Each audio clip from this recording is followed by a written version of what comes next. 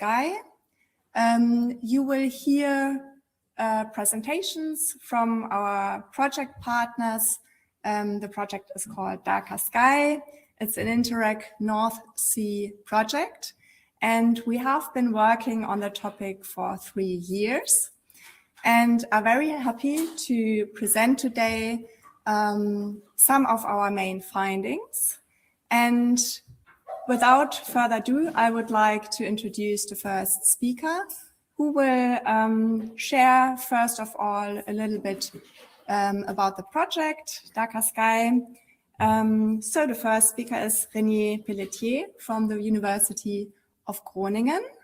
And I wish you a very pleasant session, and please welcome Reynier Peletier.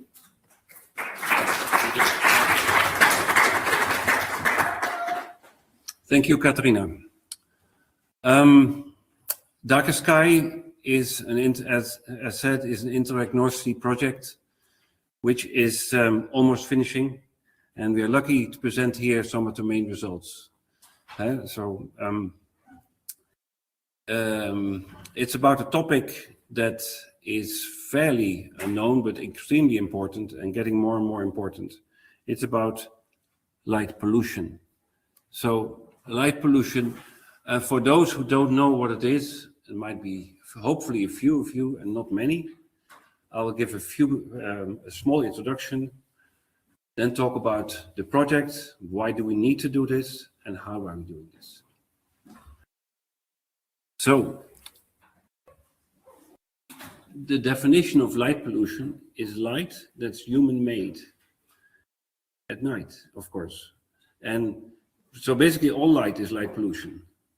But what we really talk about here is unnecessary light pollution, so that people can always continue to live, but that our friends, animals, can also live without being disturbed by us. So you see a number of lights, and the one on the right, of course, is the best. But if you can't help it, you shield your light, or you produce less light, and so on. So this is a city where people probably never see the stars. And there are lots of people nowadays that have never seen the Milky Way. I think in the Netherlands, it's about 70 or 80%. And in the world, this number starts becoming more and more as the amount of light in the world is cheaper because of LEDs and more available. And so more and more people never in their life see the Milky Way. Is there anyone in the room who has never seen the Milky Way?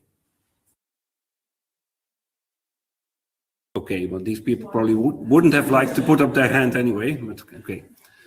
Let's say, but even this, here, this is a picture in Lauwershoek in the Netherlands. This is also a lot of unnecessary light because there's nobody there.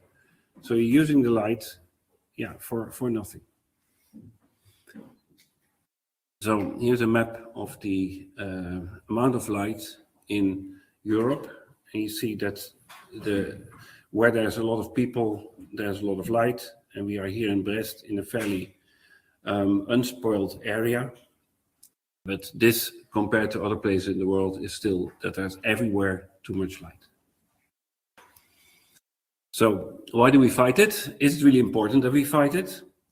Well, actually, it's not good for humans because you don't sleep very well because of it. If people watch their phone, especially without a blue filter at night, they sleep less and shorter. Stress and so it's really something that that medical people take care of. And then, of course, biodiversity, animals cannot do anything about it. I mean, they don't know what's happening, but then suddenly there's no dark place anymore where they can hide. So it's actually really bad. It attracts insects around lights, and then sometimes these flies or whatever fly around the light and until they die. So it's really bad. Or they sit there and fly until the predators come and eat them. So it destroys the cover of darkness. And for nature, it's really important that there remain areas where the darkness is there to save these animals. As I said, the blue light is the worst for animals, for humans. Blue light is the most energetic light.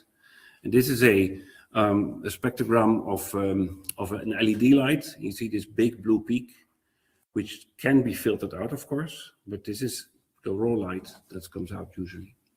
LED light, by the way, is way cheaper than before. So if people have a certain budget for conventional light, now with LED they can buy 10 times more. Darker sky. So what the project likes to do is reduce light pollution and increase biodiversity and ecological connectivity across the North Sea area. And you say, well, why is Brest there? Well, Brest was also part of this. So in a number of pilots, we develop innovative measuring, monitoring, and co-design methods. Because what do you need to do? You need to know how well is there light. You need to measure it. You need to monitor it. Then you need to then find ways of getting rid of it. Co-design, work with people, and then have an exchange between the different partners, different countries of the good practices, and help each other in that. And then work in the end towards regional plans and a transnational strategy about what to do to implement the results from the project to the larger community.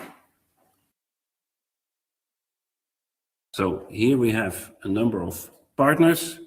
The project is almost finished. It had 4 million, but that's in reality not really 4 million because of a lot of co-financing. It's 2.5 billion euros, which is actually quite easily spent.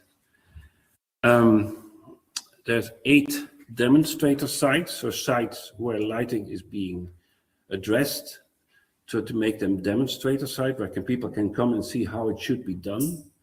Here in Brest, there's 2.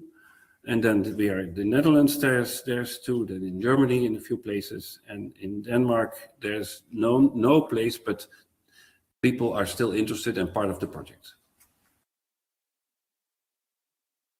So what we do is frame. So first we think, what are we going to do? Then we prepare the pilots. We prepare what we have to do. We change the light, we test and evaluate what's there. And then we roll out in the future what has to be done in the future.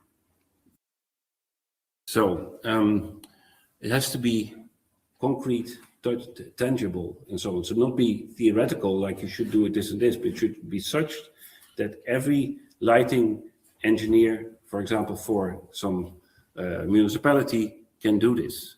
And that's really important because the target group should be large. And the output, of course, is the implementation and evaluation of the 8 light reduction pilots, of which the coming speakers are going to talk about. So we want to go from something like this.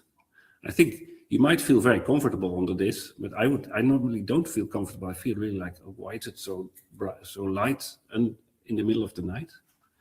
This was in the harbor of Noordwijk, and should become something like quiet light. What you then see is less light and also a different color light. And so these are the upcoming talks, and they're also in the program. And if you want to contact us, you see this. And so I think I will stop now.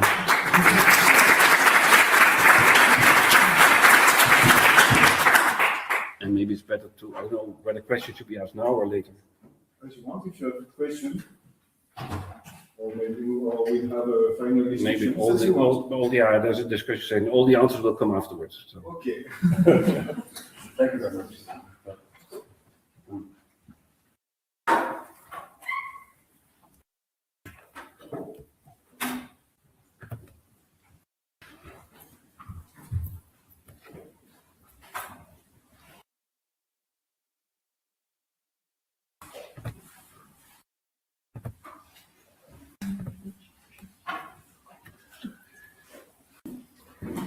Yeah, thank you very much, Reynier Peletier.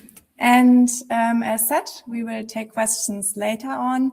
For the virtual participants, please know that you can post your questions in the chat, and our colleague Anna will collect them, and we will find time to ask also the questions from the virtual audience. But let's now hear from the next speaker, from Nynke Visser, also from the University of Groningen. Please, a warm welcome to Nynke. All right, thank you so much. Thank you for the opportunity to speak here. I'm very excited to present some of our results from our Darker Sky project here.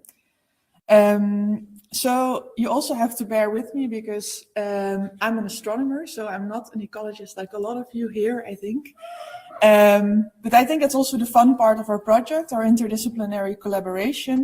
And I'm also not really going to speak about ecology or maybe night restoration, but in a different form. So I really wanted to speak about the human part of it. So how do we approach this problem and how can we solve it? And then everything about the biodiversity in the nature and the monitoring of light, I'm going to leave for my colleagues after me. But I want to go a bit deeper into our pilots and about the processes that we used at these pilots to design our different lights. For that, we used co-design processes. Reynier already mentioned it. And what we want to do here is actively involve the users of the light, but also the government, all the stakeholders that are involved in your pilot area. And I think it's very important to note that this is very context dependent. So every of these 8 pilot sites, they have very different people involved, which also really much changes the approach that you have to use at your site. This is what I said. So it's very context dependent how you approach this. So just to give you an overview, Reynier already mentioned the sites that we have. I distributed them per location. So I put Brest as one because the approaches within Brest are quite similar. And as you can see, there's a nice mix between different approaches within our project. So there are some of our pilots that use a very strong top-down approach. Some have a more of a mixed approach, and then some have a bottom-up approach. But even though some of our sites have top-down, that doesn't mean that there is no co-design at all. So I want to give you just some examples. So I'll go through all of our locations and give you some examples of things that they have been doing at those sites. I'll start with Brest. So as I said, Brest is quite a strong top-down approach, and that is also because in 2018 already there was national French regulations about changing the lights to more sustainable lighting. And then after that, Brest Metropole in 2021, they came up with their own nocturnal ambience coherence scheme, where already there was quite a lot of structure in how to approach this and how to change this lighting. And there was already rules involved in that. So for our project, in that sense, there was not that much to do, but that doesn't mean that there's any co-design. So in this coherence scheme, it actually is very much also, how to say it, it encourages this collaboration between disciplines as well. So there is government involved, but also residents, ecologists, and they really strongly encourage this within this scheme as well. And now the lights are changed. We visited the sites yesterday. I think it looks very good. And also tomorrow there is one of the field trips to one of our sites. So if you go there, I wish you a lot of fun. Then before I move on to the next pilot site, I have to explain a bit more about this. So there are different types of lights that you can install. Reynier already mentioned the shielding, but I quickly need to tell you about the color of light. Because this is basically the range of colors that you can see in street lights. Somewhere between, on the right is what we call cool, white, almost bluish light. And that is then 4000 Kelvin. That's in the temperature that we account to that. And on the left, there is very warm amber colored light. And this is something like 1800 Kelvin. So the lower the number, the warmer the light is. And I need you to know this for the next example that I'm going to show you. So this is one way to really include the stakeholders in your harbor. So this is the Walk of Light in Noorddijk. And what is very cool is what they did there is they installed different colors of light. And then there was a QR code where visitors could enter what their favorite color was. What I need to mention here very quickly, maybe a short spoiler for the next talk, but for animals in general, we think that warm light is better. So for ecology, we say we would prefer warm light. Now we are also interested in what humans would prefer. And thank God for us, it's actually very similar. So the results of this questionnaire, you can see that also for humans, they would prefer these more warmer color lights. And then it's very strange because we see very often in a lot of places that these very cool toned LED colors are installed. So that's a bit contradictory. In this little questionnaire, you can see that both for animals and for humans, we can see that this warm is actually nicer. All right, then I hope this starts running. No. Well, this is a video, so it should play, and it doesn't.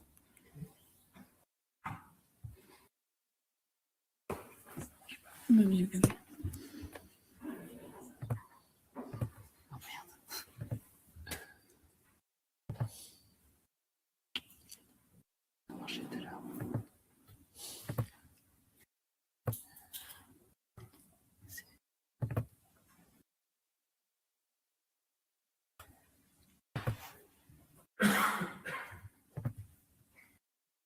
Okay.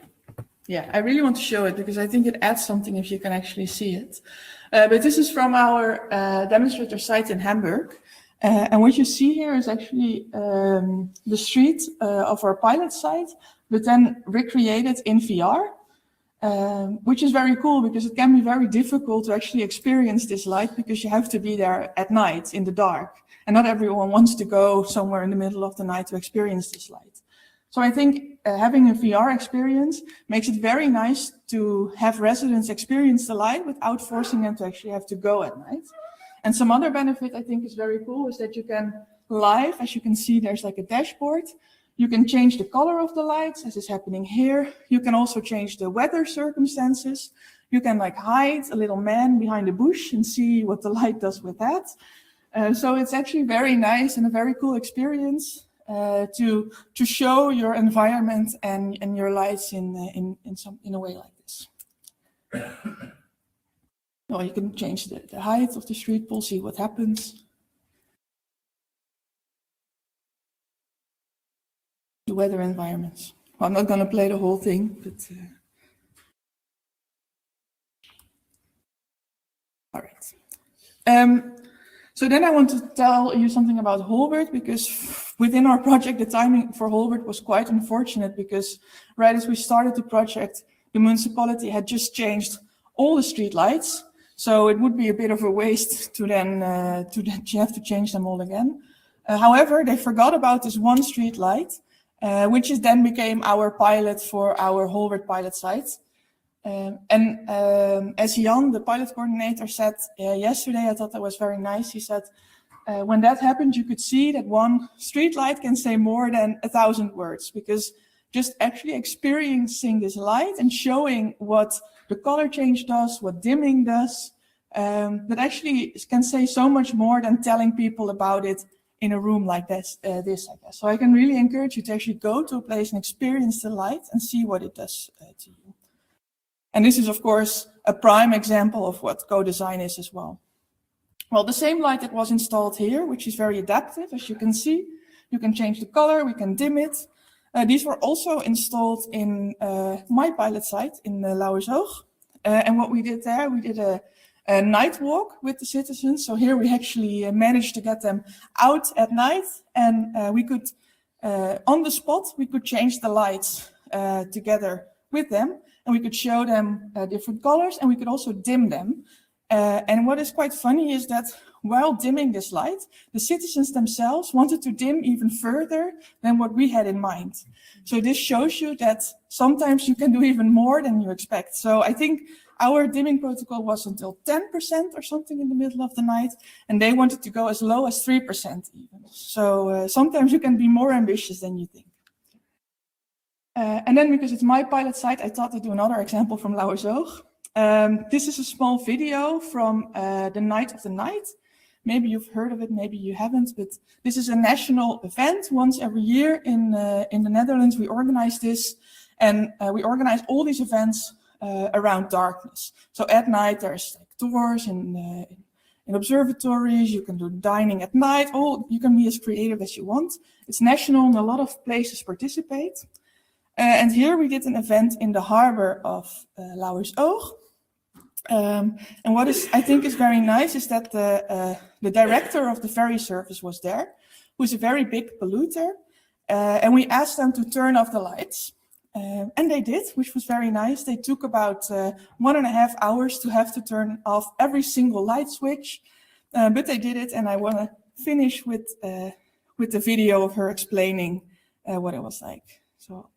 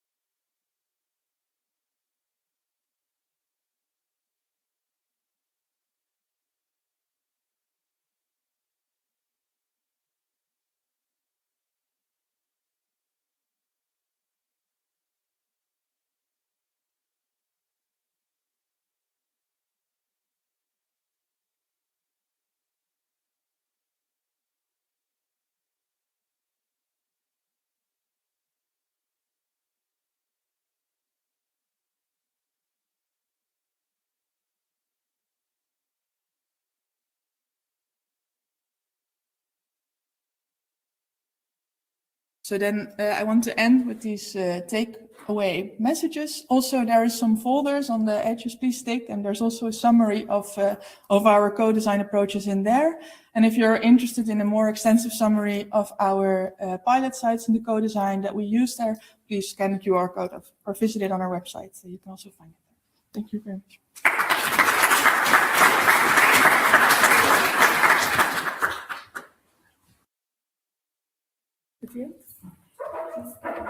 Stay? Okay. Thank you very much. So, yeah, thank you, Nynke. And let's have a look if there are already some questions in the audience here, or also if you're a virtual participant, please post your question in the chat. But let's see if there are any questions to Nynke. Yes, and could you please, before you ask the question, switch on your microphone and speak directly into it so that the virtual audience can also hear you. I think here was the first question. Yes, yes. So I'm Nynke Visser from Switzerland. I take home that actually it's very important to experiment with different lights. Do you know how much would cost one of these test lights that you can change the color or the intensity? Maybe Saik, I see, maybe you can answer that. You are a bit better up to date with that. It depends how you want to do the light. If it's just one light,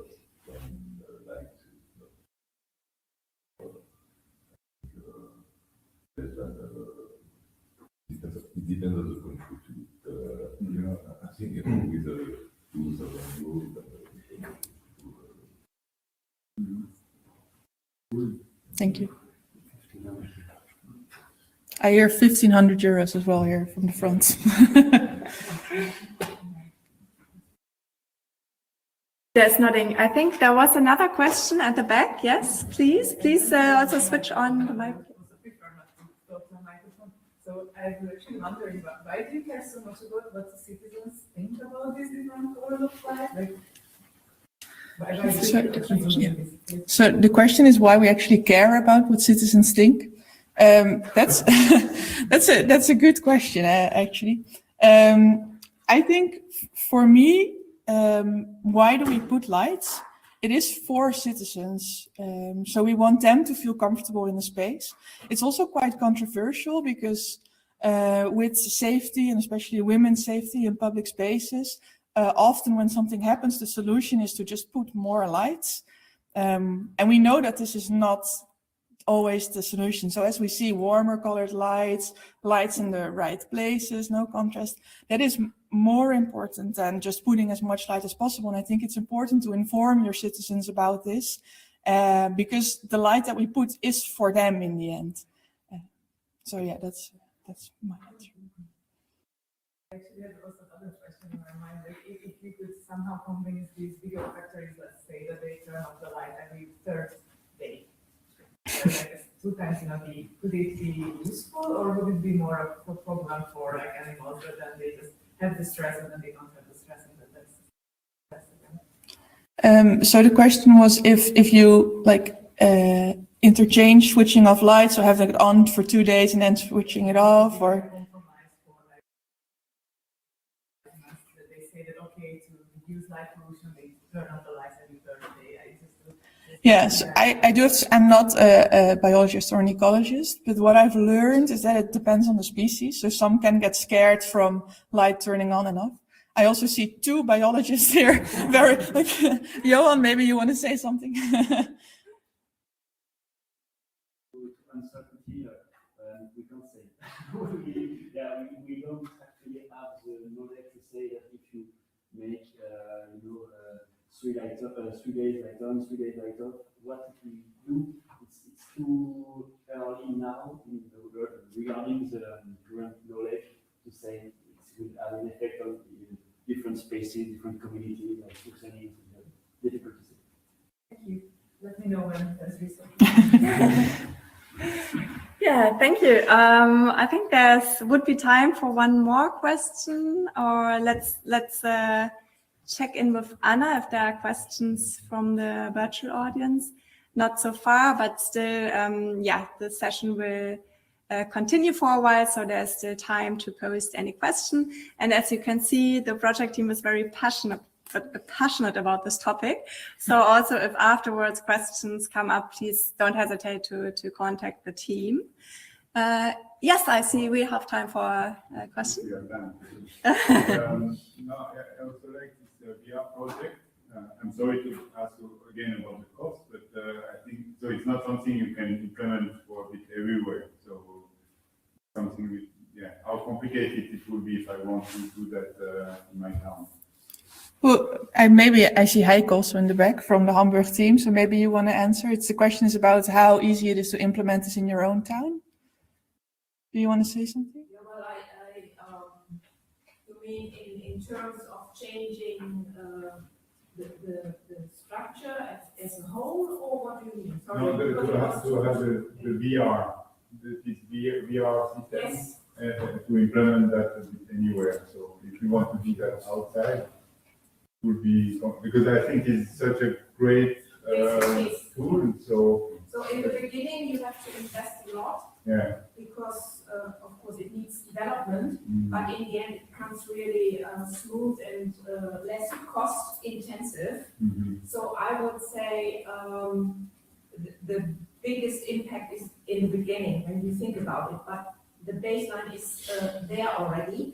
So we are continuing to work with that. So in terms of numbers, it really depends. I mean, we also worked with the university together who did the co-development, right? Okay. So it's probably something between 10,000 and 15,000 euros in the beginning, and then you've got it. And everything's there to continue to work with that. Thank you. Does this answer your question? Yes. Okay. For online, the final answer was between 10,000 and 15,000 euros in the beginning, and then it settles down because then you have your product. Yeah, thank you very much. Please, again, maybe a small applause for Nynke. And then I'm very happy to welcome our next speaker. We are moving now towards the assessing the impacts of night restoration part of our session. And we have with us today Andreas Hänel from the working group Dark Sky der Vereinigung der Sternfreunde e.V. He will be talking about measuring and monitoring light pollution. Please welcome Andreas.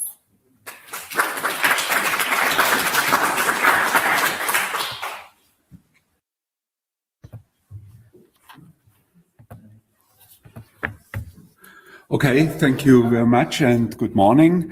So now we have to do a little bit of work, and I was asked to talk about measurement methods, and Sébastien asked me to do it as simple as possible, so I try to do it as simple as possible. Well, the reasoning, and I think that's very good that we are here in this conference, is if you look at the biodiversity strategy of the European Union, you see that there one point that's mentioned there, that's reducing light pollution. And if you look in the different national strategies, you see it, for instance, in France, it's very important to install the dark sky corridors. And even in Germany, it's also said that artificial light shall be stopped, the increase of artificial light shall be stopped till 2030, and 10% of the surface of Germany should be secured for natural darkness. So, and here it is also said that the control through measurements of the sky brightness is essential. So you see, measurements are very important for regulations. Measurements are very important to control how changes are happening. So, okay, this is one of the central pictures I wanted to demonstrate you if you measure. We have, if you look here at the sky, you see there's a city in the center of the sky, and what you can observe is that you look up and you observe the luminance of the sky. So it is generally called the sky brightness. Or if you take all the light over the dome, it's also called sky glow.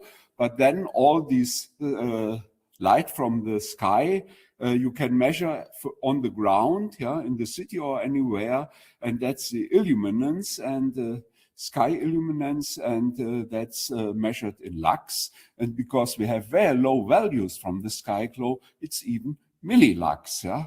And we can also use satellites to measure, to control the light emission from the ground.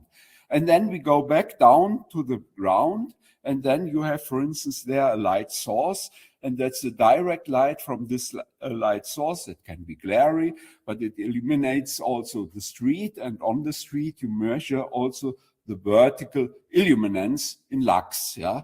And you have also the emission into the surroundings, for instance, on the facades of buildings, yet is a vertical illuminance. So you measure it vertically, it's also measured in lux, but you have it also into the nature protected area, or generally into the nature, and it's really emission, but it's often very low, and so you should also measure there in millilux. We have some problems because different scientists are using different units. For instance, astronomers are using astronomical units, this curious magnitude per square arc second, but that's nothing else than the candela per square meter that lighting engineers are using.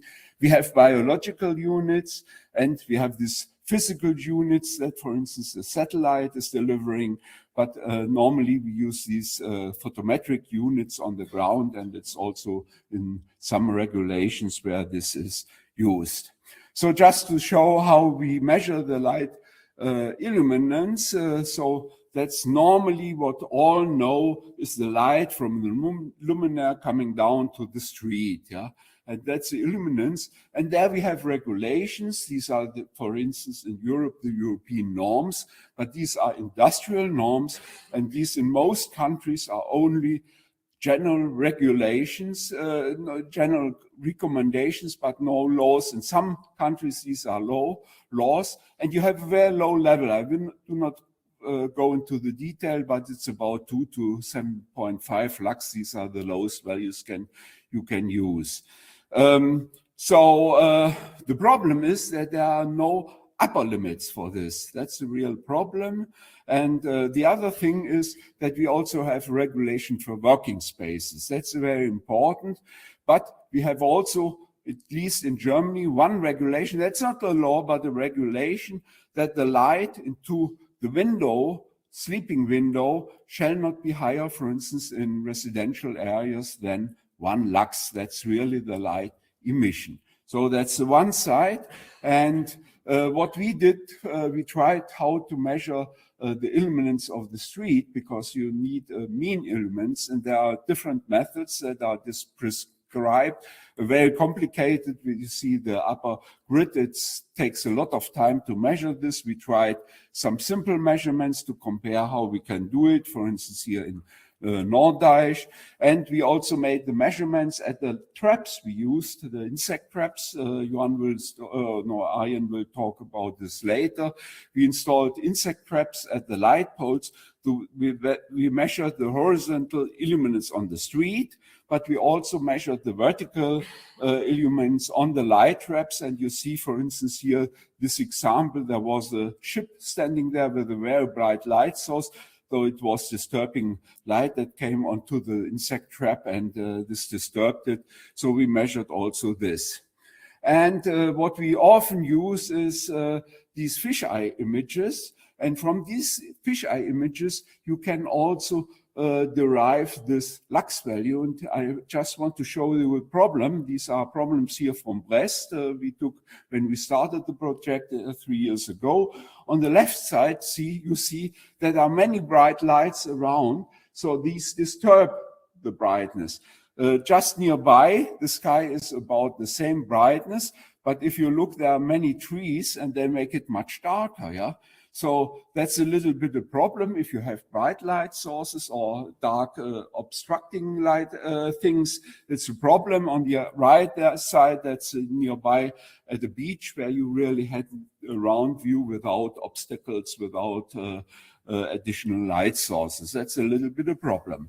By this way, for instance, for France has been derived a light pollution map describing, it's just has been just published this year, describing the horizontal illuminance. And then you can ask if you want to limit this horizontal illuminance. But you see, these are very, very small values in the millilux range. And you see that there are still, we have now, because France, many lights are reduced during the night in the cities. We have very dark structures still in France here, and it's important to protect them. The other thing is how much light do we need? Yeah, and if you look, for instance, the horizontal illuminance, the lowest value we have in nature, that's the full moon. And the full moon has an illuminance of about 1/3 of a lux, 0.03 lux. There are several studies, for instance, from Olsebrook. They said, okay, 0.10 lux should be the upper limit in nature.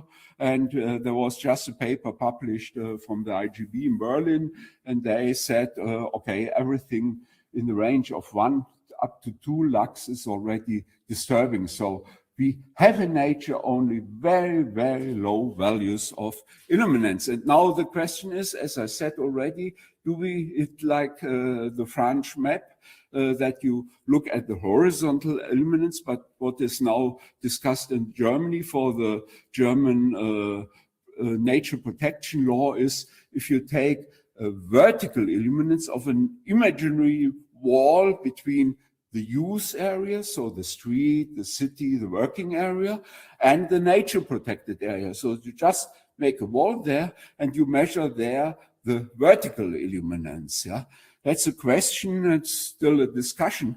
I want to demonstrate it here on one of the demonstrator sites here in Brest, the Plage Sainte-Anne. If you look up the first picture upwards, it's well, it's a view of the sky. You see the bright lights around, but we are not looking up like in the German fairy tale of the Struwwelpeter, where somebody is looking up in the sky and then falls into the water. We are looking mainly virtually. And if you go on the beach, you are looking to the parking lot and to the street, and you see it's very bright, and the vertical illuminance is just 42 lux. But if you look down out to the sea, you see it's much darker. So it's more or less the natural darkness. And on the right side, that's a picture we took just tonight, because the lighting has been changed here in Brest, and you see it became much, much darker, the lighting. Unfortunately, the sky is still bright because it was still dawn. But you see, you can change it and you can come down to lower values. The other is the light emission, the brightness of light sources, and they are measured with the luminous flux in candela per square meter. That's quite difficult to measure, but for instance, if you look at advertisements, there are no regulations, at least in Germany, but in most other countries, there are no regulations about how bright these advertisements and so on, the single light sources shall be. And we also measure this of the sky, so the sky brightness. You remember that's just the zenith sky brightness. We have some special instruments that we use there. And again, there's all sky pictures that are very helpful to derive these values. The problem is a little bit to intercompare these different instruments, but that's what we are doing and what we are trying to do. But I think this horizontal and vertical elements are relatively easy values to measure. The problem is that these are very low values and you need very, very accurate instruments. We developed also on the sky brightness or the visibility of stars, because if you have a bright sky, you see less stars than in a dark sky. We developed the scale to describe the value of a place, how dark the sky, for instance, is. And that's what we can derive from the satellites. It's very helpful to use the satellite to track changes. I again took an example from Brest. You see on the graph that the brightness, the light emitted by the city was reduced during the last years quite a lot.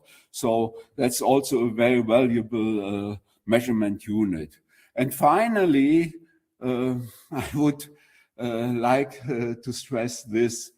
All these measures that Nynke, that Reynier have already described, they are known already since about 35 years, because the Nature Protection Association in Germany, the NABU, has published their a brochure that's called Überbelichtet, and all this is described there. Necessity of artificial light at night. Do you really need everywhere light? Choose the luminous flux, how much light, use the lowest level. Where do you need the light? You do not need it at the sky, you need it at ground. So, and only at the areas that you use, and only when it is needed. So adaptive to switch off the lighting or adaptive lighting. We have seen the examples here in Brest. These are using adaptive lighting.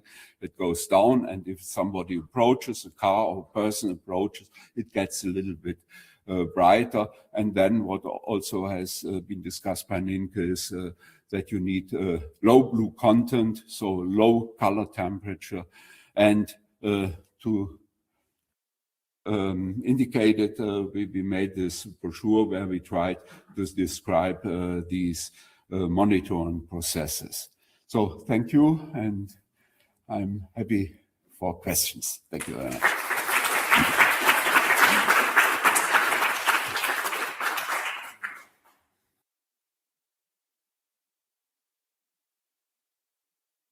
Thank you very much, Andreas. And we will take a short time for some questions, because we also have our first question online.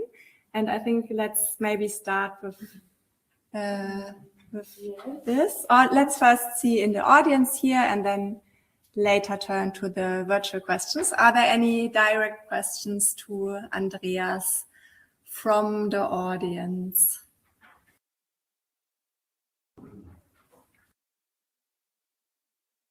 Yes, please. Yeah, not really a question actually. Can you hear me? Yes, yeah, we hear you well. Yeah, more of a comment because it's the first time finally that I understood the difference between sky brightness and illuminance. So thank you for explaining that so clearly.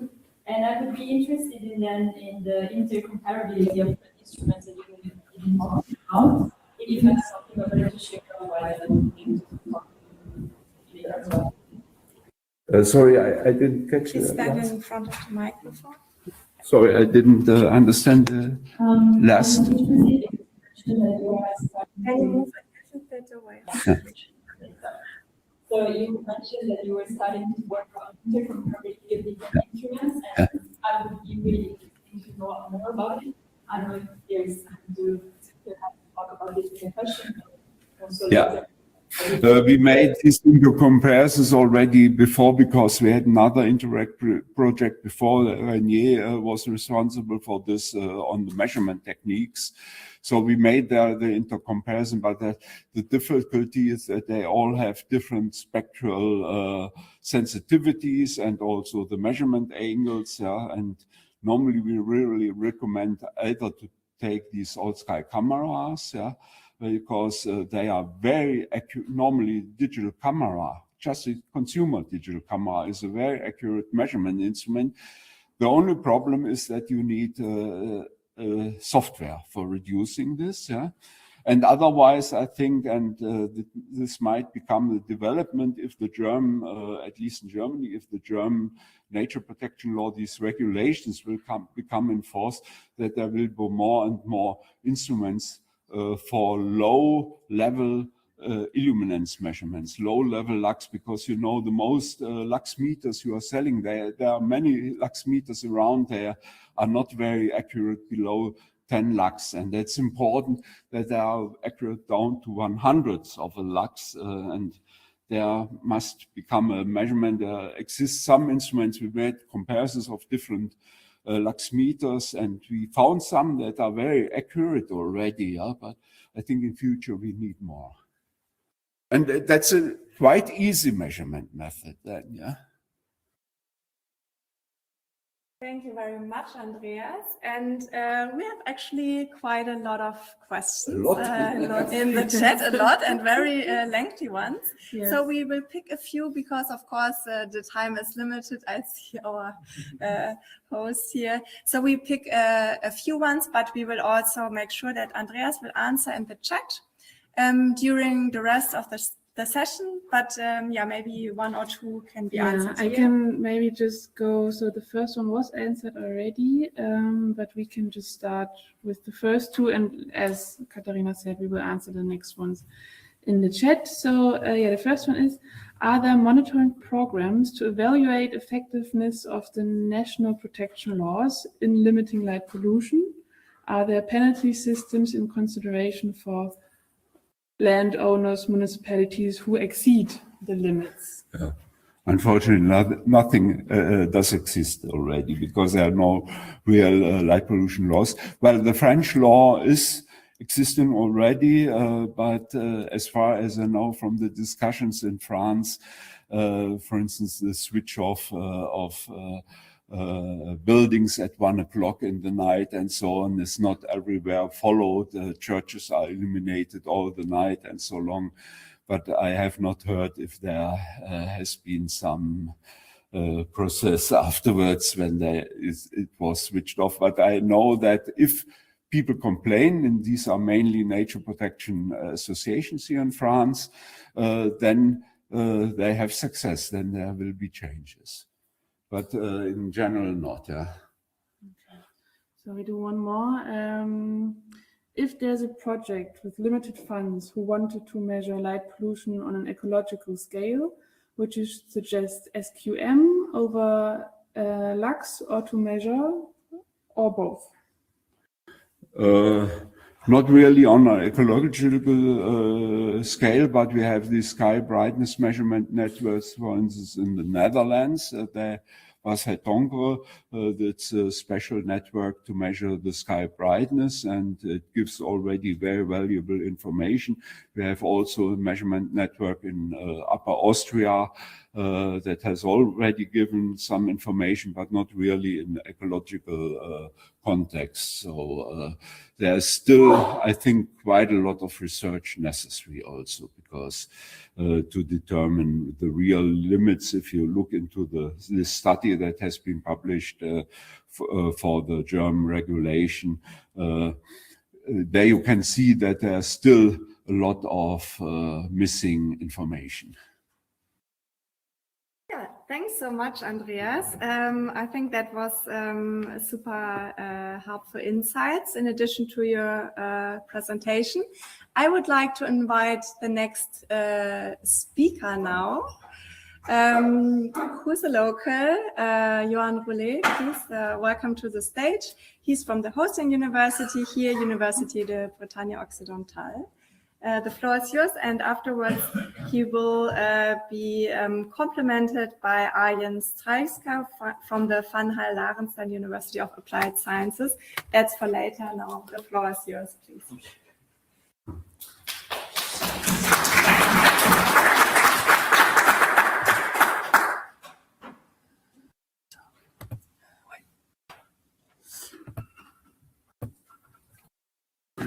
So, hello everyone, thank you for the opportunity to present the work that we have done in this 3 years Interreg project.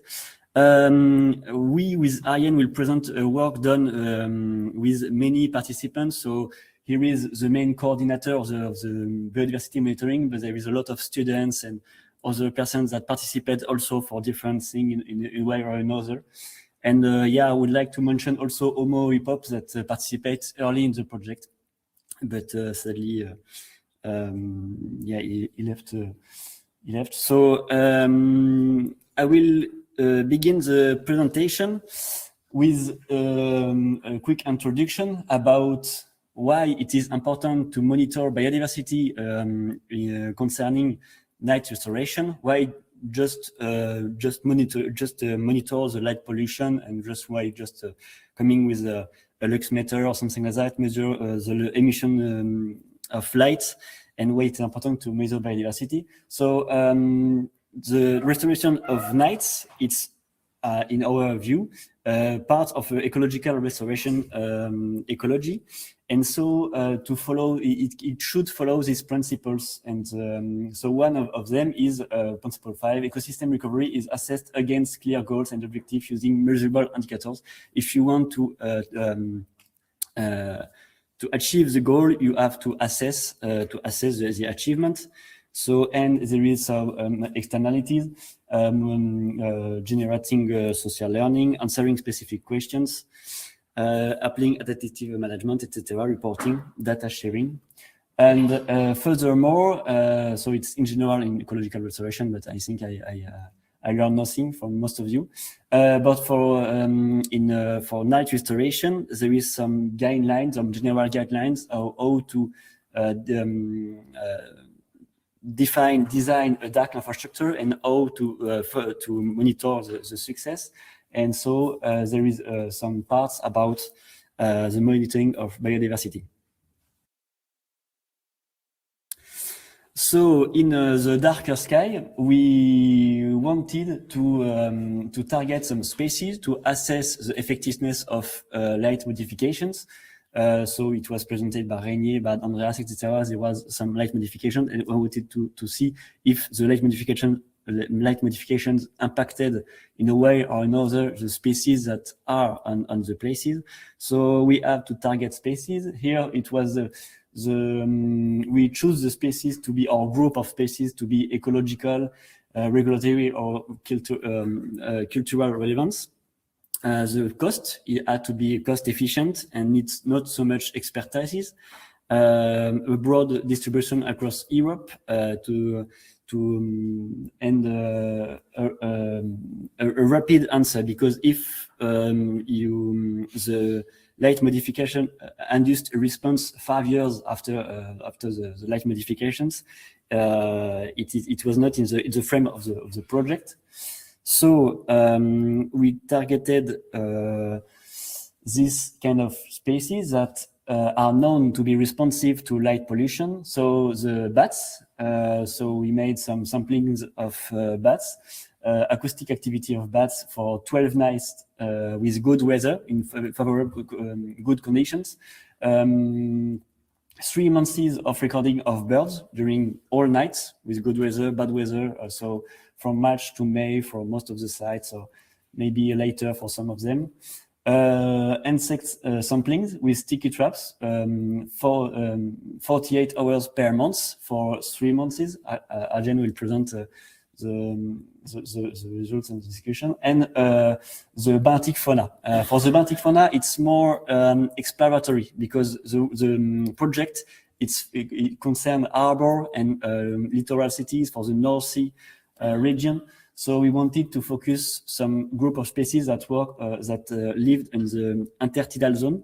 So we monitored also the benthic fauna and flora, the benthic ecosystems. So acoustic recordings for bats and birds, sticky traps for insects, and quadrat 50 centimeters by 50 centimeters for the communities of benthic ecosystems.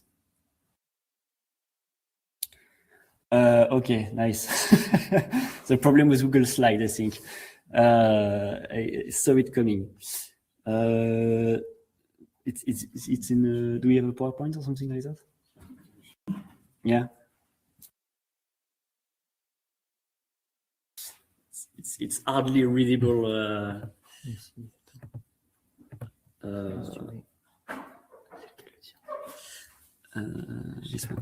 No, the first one.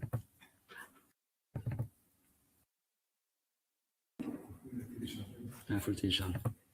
Là, ça marche. Ok. Attends, mais du coup. Je vois. Sorry for the delay. Just a technical problem that will be quickly resolved. Yeah. Thank you. Thank you very much. Can you see that? Yeah, and okay. Yeah, we gathered a lot of data, thousands of hours of recording of birds or bats, hours of sampling of insects, and a lot of samplings also on intertidal ecosystemic fauna and algae. And so, yeah, just to make it quick, to make it brief, what we did is we took all the data. So each site applied the monitoring protocol. So some sites we applied birds and bats and benthic fauna when it was feasible, possible, and other insects protocol too.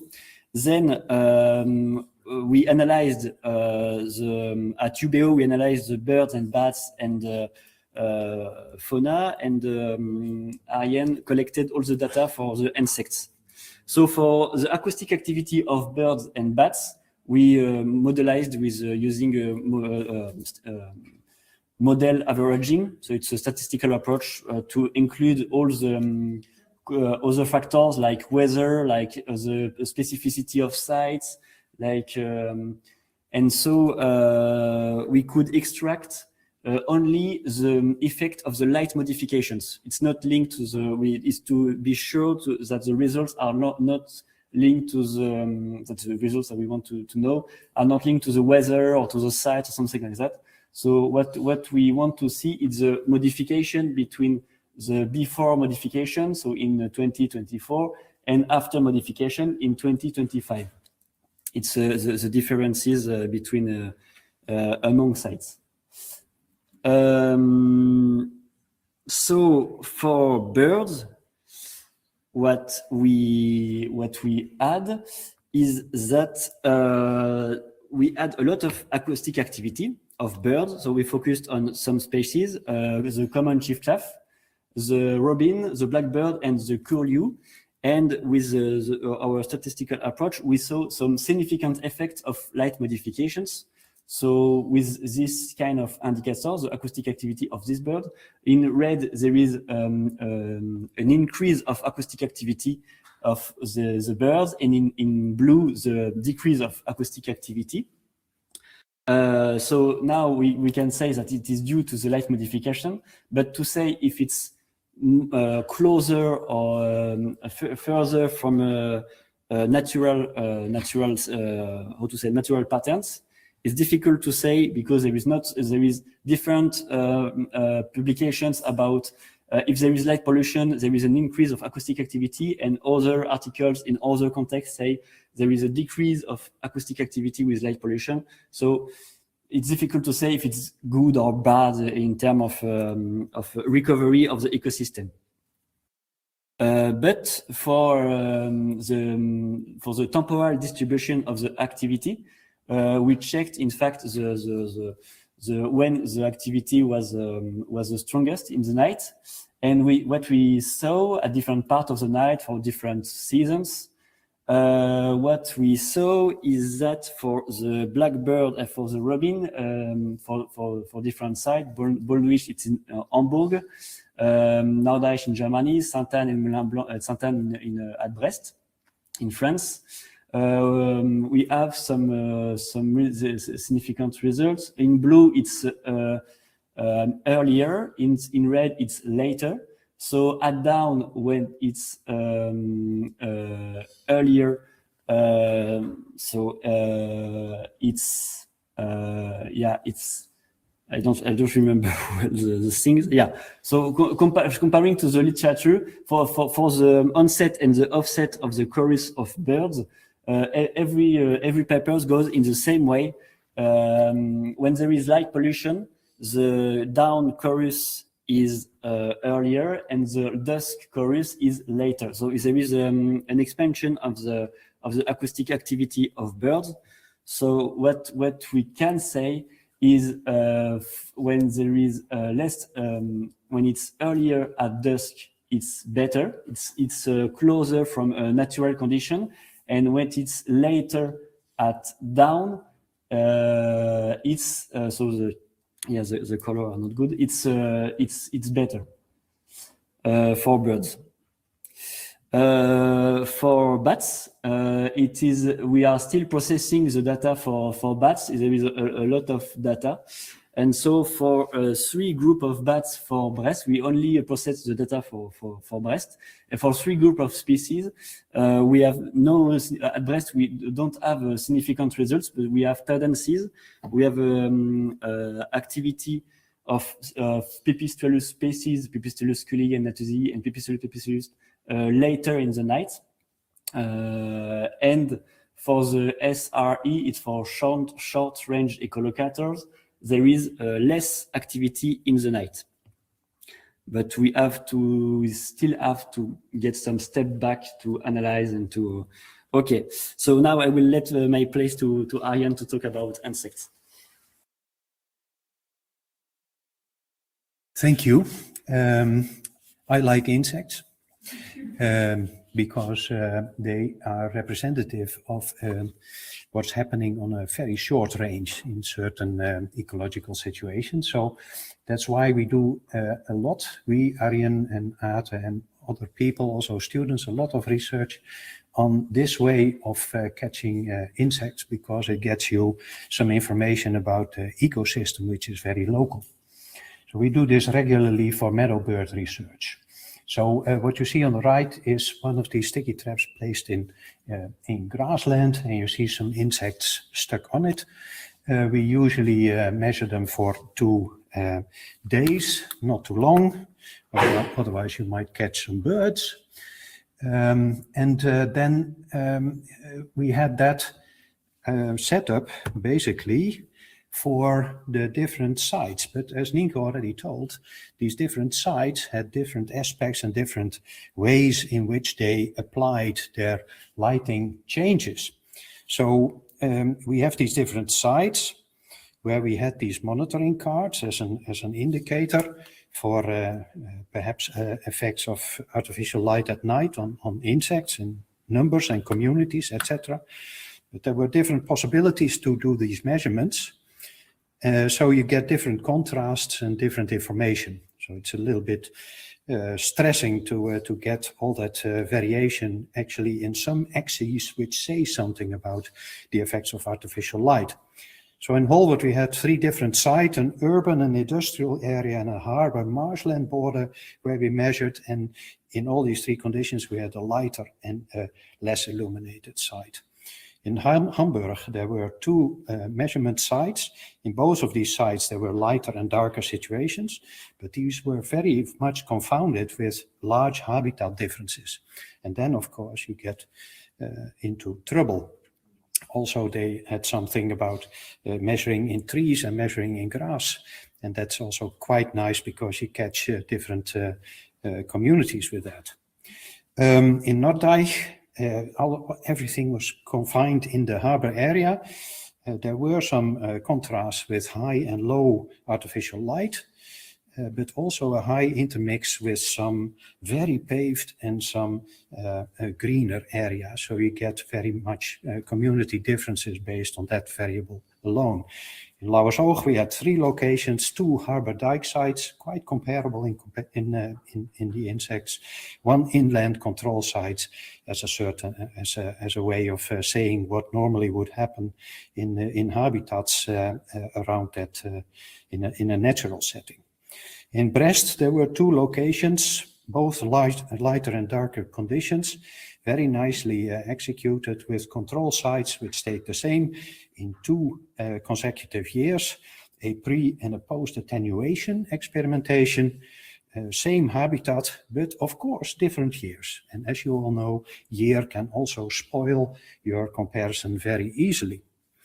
But basically that is the strongest setup. And then if you want to see the effects, you get firstly a lot of animals which you catch, mostly Diptera at the top left, several dominant families. Also the red ones were the ones which were quite rated by us previously as before as families which should react.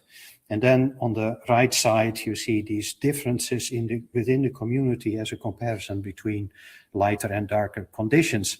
You cannot read the species from this distance, but that is because it is also a little bit different in different situations.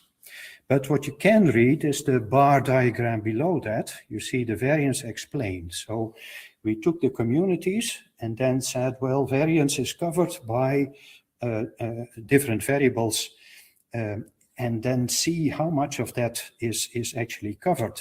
In this insect in Holwert, we had something like 20% was covered by seasonal and locational variation. 10% was habitat related, and 2.7% was artificial light at night related. So that already hints habitat's important, more important at least than ALAN, than artificial light at night in the determination of the communities. In the insects in Brest, this best situation, we had location, the different locations have different communities. There's a lot of variation between years, so there's your year problem. Artificial light at night, the presence of light or darkness, something like 3% of the total variation. And the most interesting bit, the attenuation bit, because there was a change in high illumination in 2024, low illumination in 2025, I think. That got us into a 1% variation in community. So more information still on community changes in artificial light at night, somewhat less in the attenuation, which is understandable because you attenuate, but you do not attenuate to 0. So the insect results were a mixed bag. We got a lot of variation, 113 insect families in total. That's quite good, 14 insect orders, that's usual. several of the families that were expected to be artificial light dependent were that case. Also, a hell of a lot of them were not. The take-home message of this is basically that you can see artificial light at night changes in these insect communities with this method, but the effects are relatively small compared to other variation. And with that, I give you back to Yoann, who is going to do a little bit more. Yeah, just to mention, I will be quick. Yeah, okay. Sorry for that, briefly. So, lastly, for the intertidal ecosystems, briefly, there is both approach, a taxonomic approach and a functional approach. This part were very exploratory, so there is not so much data, but it's interesting because when you focus on the functional approach, there is not so much difference between the effect of light modifications or no light modifications. But if you get to the taxonomic approach, there is much more differences and there is more abundant fauna where in the darker areas and in the lighter area with the light modification. Then to wrap it up, in our experiences, you should make biodiversity monitoring if you make some night restoration, if you work on dark infrastructure, if you work on light pollution reduction, you should make biodiversity monitoring. So we can assess the ecological impact reduction. It builds some partnership. Building and using local data acquisition, so you can use the local data, but also create new one to work on for this project, but for others also. Local knowledge and interest, and lately, it's increase the knowledge between local action and a global assessment of light modification effect on biodiversity. Thank you very much, and please.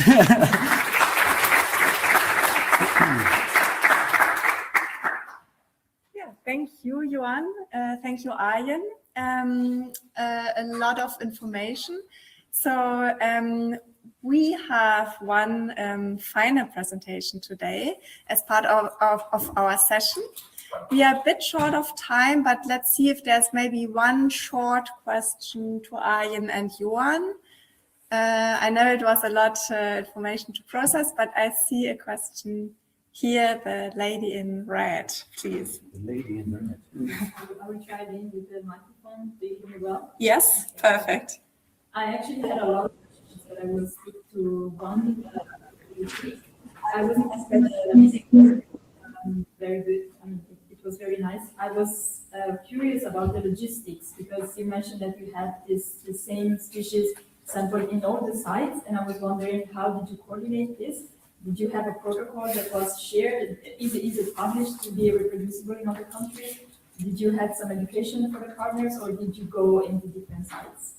Yeah, thank you for the question. To make a long story short, we tried at first to standardize and to select same species for all sites, but it was very difficult because sites was very different and different skills and different budgets, etc. So we tried to stick to a common protocol for every site with a common species with easily feasible monitoring protocol, but it was hardly, how to say that, standardizable. And so some sites made alternative adaptations. They adapt the common protocol for different things. And so we have a common monitoring protocol that we make some comparison between sites with some limitations that we can make, and also some complementary protocols. So it was something like that. Yeah, thank you very much for the question. And I think over lunch our partners are also available for questions if you are here in the room. And also a shout out to Caroline, another partner who is in the chat and very actively answering questions. Caroline from Hamburg Applied University. But now it's time for our final presentation and some closing words. Last but not least, Sébastien Gallet from the Université Bretagne Occidentale, who wears many hats today, but now is presenting. Floor is yours.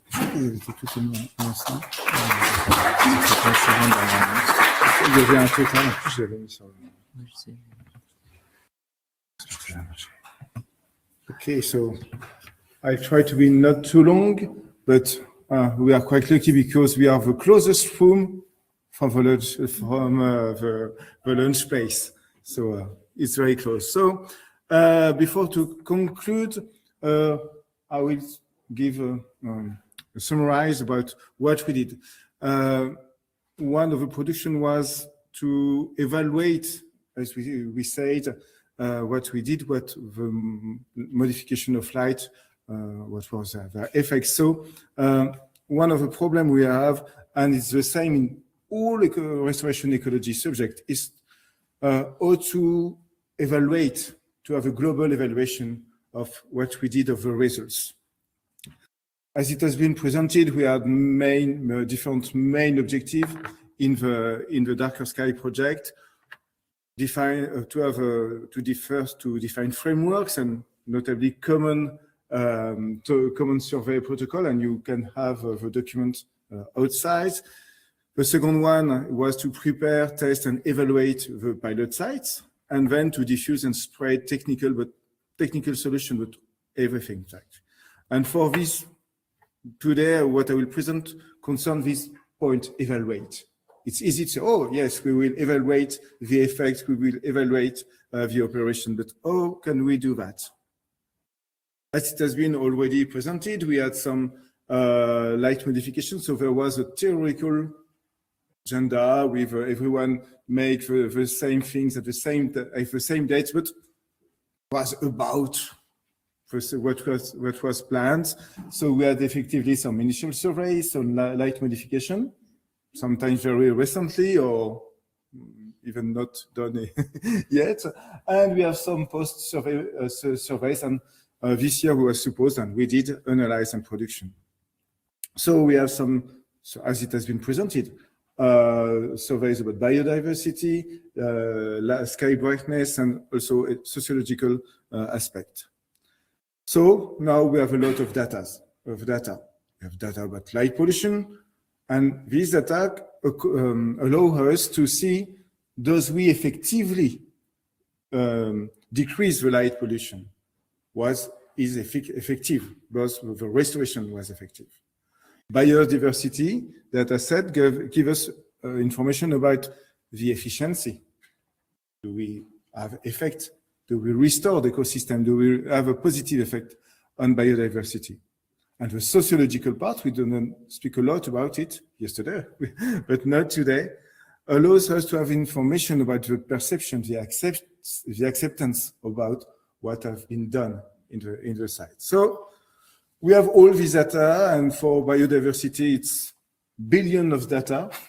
No, maybe not billion, million, but, but quite a lot. And for light pollution, we have also graph and values of illuminance and things like that that Andreas brilliantly presented some minutes ago. And for sociological, we have surveys, we have answers to questions. So how do we put all this together to make a global evaluation? Fortunately, in ecological restoration, we have an amazing tool, that is the recovery wheel. Recovery wheel is a way to synthesize all kind of data. It's both an evaluation and a communication tool, but it's built to summarize very heterogeneous data set, but of course do not replace all the precise analysis did by Yoann, Arjen, Andreas, and everyone. The general principle is to have a multi-criteria analysis that integrates different types of data, that use synthetic indicators that are compared with a reference, a non-degraded place. Here it could be a place without artificial light. To implement this tool, the principle is to choose 6 main attributes that are representative of the quality of an ecosystem in the global way. These attributes are declined in sub-attributes, we can say indicators, that can be measured or evaluated. And these attributes are ranged on a 5-star grid according to the distance to the reference. 5-star, it's amazing. It's exactly like the reference ecosystem. 0-star is very bad. 1-star is very bad. So it's a global evaluation. So here it's the standard ecological restoration, recovery wheel. So the attributes are concerned mainly biodiversity, the composition, diversity, function, exchange, the absence of threats, it's important too, and physical condition that are declined in indicators, which are mixed with French and English here, but we can use the same principle for other parameters. So coming back to our darker sky, to the night restoration, we have 3 main aspects: light pollution, so with physical parameters, biodiversity, and sociology. So we have different ideas. Maybe we can make a tricycle, so with 3 wheels. So one for light pollution that we base on physical and technical attributes, sky brightness, illuminance. Sorry, I can't remember all these words. You very well explained, but also the type of material, the energy consumption, and things like that. Can make one. We have indicators for that. For biodiversity, we could use the mostly standard SERE recovery wheel. Just adapt the indicators. And for sociology, we have also different existing tools. The social benefit wheel from SERE, of a more recent socio-territorial wheel. So that we will present on Thursday afternoon with my colleague Marion Boris, that have been built to analyze things on salt marsh restoration. It's quite a different subject. So we can have 3 wheels, so with thematic wheels, but it's not a lot of data for each of them, not always available. It's quite difficult to implement, but if you can do that, it's very useful for technical or specialist discussion. But it's free approach, so we would like to have a global evaluation. So it's why at the end we decided to make a synthetic wheel, a global night recovery wheel. But of course, you always need data and observation, but less maybe, and more available data. It favors transdisciplinary discussion between technician, biologists, sociologists, to put together our knowledge in the same way. And it's a real tool for management discussion, political discussion. So how does it work? So as for SERE wheel, we described 6 attributes, 18 indicators concerning biodiversity. We choose not species composition, so it's notably Yoann, who we discussed for that for trophic interaction, landscape connectivity, and also reproduction capacity of the ecosystem of support biodiversity. All the light environment, so the light brightness, the utilance, and appropriateness of the lighting, so with physical measurement, as presented before. The social integration, do people feel good in this space? It was presented earlier in the morning.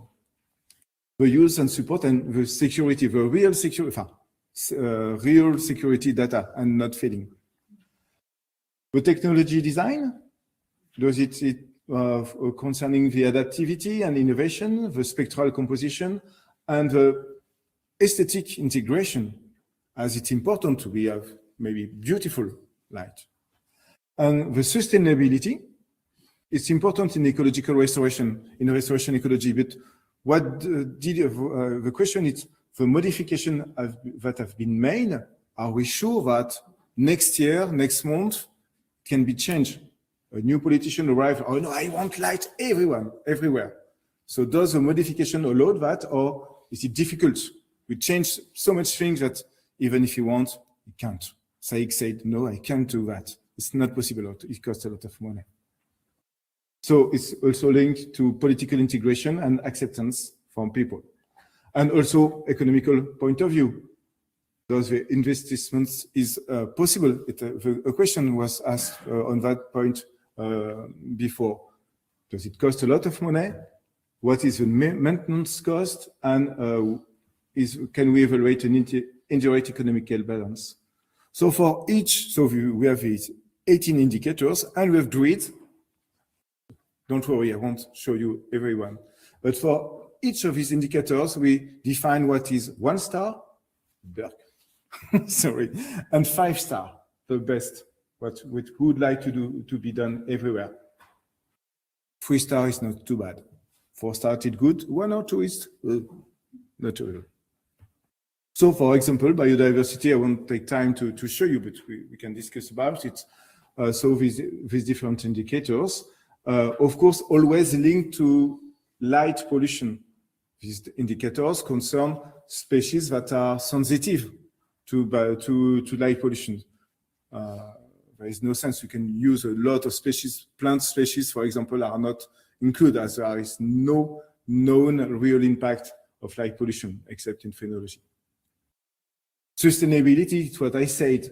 Those modifications can be easily removed or not. Is there a political plan for this modification, even if it's included in land planning documents? It's better at all. So we have all these parameters that we used on the different pilot sites to evaluate the pilot site.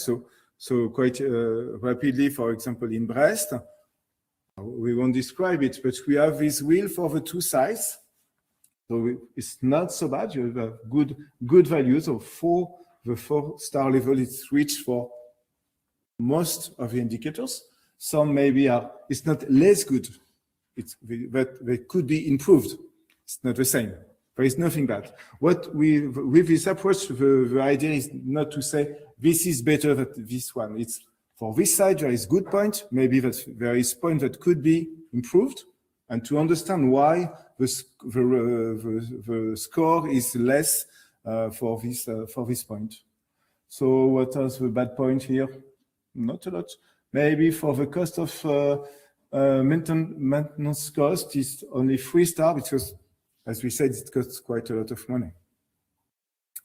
So this is a tool we developed, and during this week, if you look at the program, there is several presentations about the recovery wheel for marine ecosystem, salt marsh ecosystem. I can't remember, but at least 4 or 5 presentations that use this tool to evaluate a subject, a type of restoration. So we try to adapt it, and we think it could be a useful tool for night restoration evaluation. So this tool is yours now. We will diffuse it and publish it, I think, in the next month, future. So that's the point for this global evaluation. And then I will have some conclusion, but I don't know if it takes some question about this. If you have question about this point before conclusion, I know you are angry. Yeah. Yes. So restoration is often about indicators. So this kind of methodology could be used to define indicators and kind of validate if the restoration is effective. Yes, if you have a 5-star, it's effective, or 4-star, it's effective. But for each restoration project, it's difficult to say, is it completely effective or not? Because sometimes it's good for a subject, good for plant. We reach the objective for plants, but not for soil, etc., etc. So it's a way, at least, to evaluate on which indicators we reach the objective and on which we did not yet reach the objective. And the way to build, to make this wheel is also can be used also to define common indicators on each project. You can adapt the chosen parameters, and choosing with the different stakeholders the parameters. It's also a way to improve the project. And we did show that in different projects, not on this, yes, on this one. Discuss, because you have to discuss between people who don't have the same specialities. And each one say, for me, 5-star is that.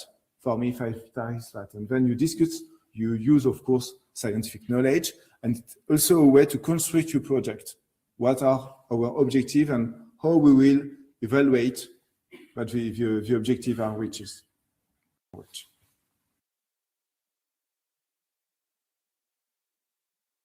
Okay. I have to conclude very, very quickly, and we will have to lunch. Some conclusion. Summary. Light pollution affects largely biodiversity, human health, and not only on urban areas. Even if it's afternoon, you will have 2 more presentations about similar projects in the urban session, but in fact, it affects all territory, all areas. Of course, it's linked to other perturbation due to urbanization, agriculture, tourism, so it's sometimes difficult to identify what is the part of light pollution. And of course, there is a strong social component that have to be included. So restoring night condition, it's quite easy. So just switch off. It's not so easy, but it could be so easy. Yes. Whereas for over perturbation, over frequentation, things like that, it's much more difficult pollution. Here, technically, it's possible. We saw with the Darker Sky project and other, of course, that effects are observable, even slight, on short term. Of course, on longer term, it could have been better. Knowledge is necessary for decision making, and so we have to continue to make such real scale experiment and observation. And it's also always a field to explore to restoration ecology. There is some main large output from Darker Sky project, and in the restoration ecology, the biodiversity part. So there is all the work, notably made by Yoann. With first, the question was to identify the knowledge gap, and there is a lot of knowledge gap. So see this paper, and other paper will follow with his PhD. In ecological restoration, maybe more. As we said, we propose some standard protocol. There is a monitoring light pollution that you can have today. It's on outside. There is also action to roll up and upscale all this work with regional action plan for night condition restorations. You can see them outside also. So not only scientific, technical production, but also we try to upscale the results. You can see this one, for example. And there is also, for the North Sea area, transnational strategy that have been developed and produced for this project. So we have different level of production and of results. And it was one of the main results of this project is so much different new knowledge and cooperation. So you find all these documents on the website, and you can here, and the document is there, and you can always join us after the conference. I was short for the conclusion. So thank you very much.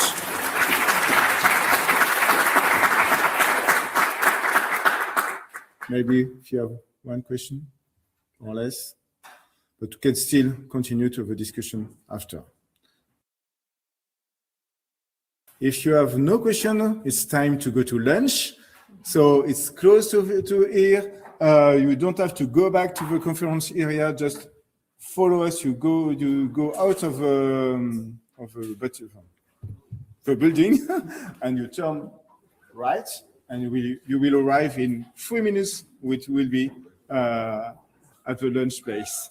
Thank you very much to be there, and remember that this afternoon there is quite similar things in the urban restoration session.